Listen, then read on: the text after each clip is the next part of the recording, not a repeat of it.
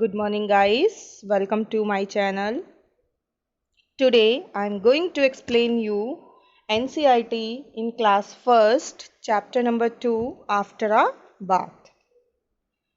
Then students, everybody has going to be bath in the morning, right? That's why what should we do after the bath? We will study in this poem. Okay? So that's uh, listen to this carefully and enjoy this poem. Okay, let's start this poem. After a bath. After a bath, I try to wipe myself till I am dry. In this picture, you can see a child. A child is bathing. But after the bathing, with a towel, he is thinking about how to wipe myself in a few seconds. Okay, so then the child wanted to say something to us. Why? Because he is dreaming and telling us about his dream. Then kids, After a Bath poem is composed by Arling Fisher. Okay, let's conversate about the bath.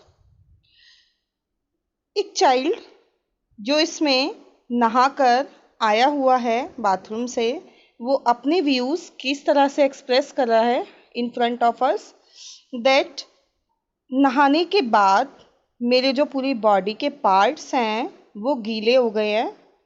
ठीक है, जैसा कि हर बच्चे के साथ होता है. जब वो नहाकर आता है तो वो सोचता है कि बहुत जल्दी से उनकी जो बॉडी है और बॉडी के पार्ट्स जो हैं वो ड्राई हो जाए, सूख जाए. तो ऐसा ही वो जो चाइल्ड है वो एक्सपेक्ट कर रहा है कि जल्दी से मेरी नोज़ पर, मेरे फिंगर्स पर, हैंड्स पर, टोस पर, लेग्स पर जितना भी पानी है मैं इस टॉवल से फटाफट उसको ड्राई कर दूँ. Okay, hands to wipe and fingers and toes. उसकी जो हैंड्स है उस पर भी पानी है, उसको भी वो साफ करना चाहता है बहुत जल्दी. फिंगर्स एंड टोज, टोज बोलते हैं, hand finger is called fingers, and जो बेटा पैर के टोज होते हैं, फिंगर्स होती हैं, उनको बोलते हैं टोज. ओके, तो then and to wet legs, और जो उसकी जो बच्चे की दोनों टांगे जो गीली हो रखी हैं, लेग्स, उनको भी वो जल्दी से सोखना चाहता है. Just think how much less time I did take if I were a dog and could shake. अब वो क्या एक्सपेक्टेशन हमसे कर रहा है कि अगर उसके घर में जो पैट डॉग है जिसकी वो कंपेयर अपने से कर रहा है बाथिंग के टाइम, तो क्या कह रहा है कि उनके घर में जो पैट डॉग है उसको कितना कम टाइम लगता है. क्यों?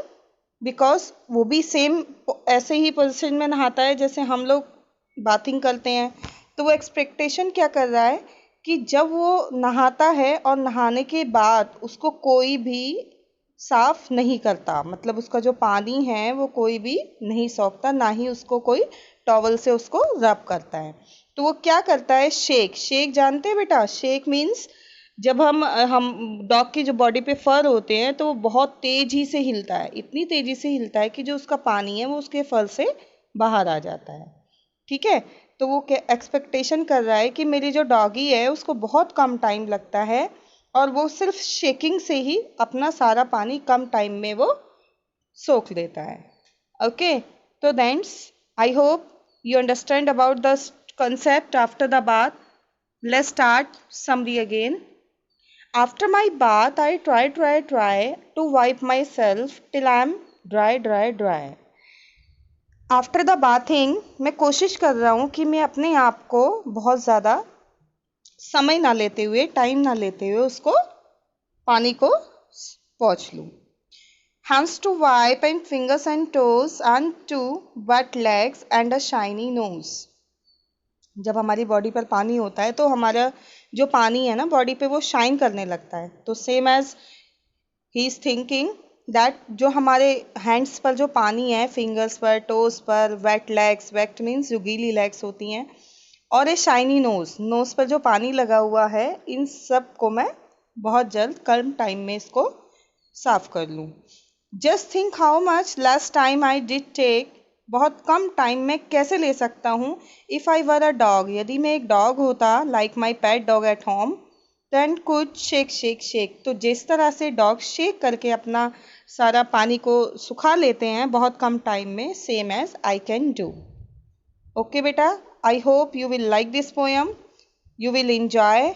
Thank you, have a nice day.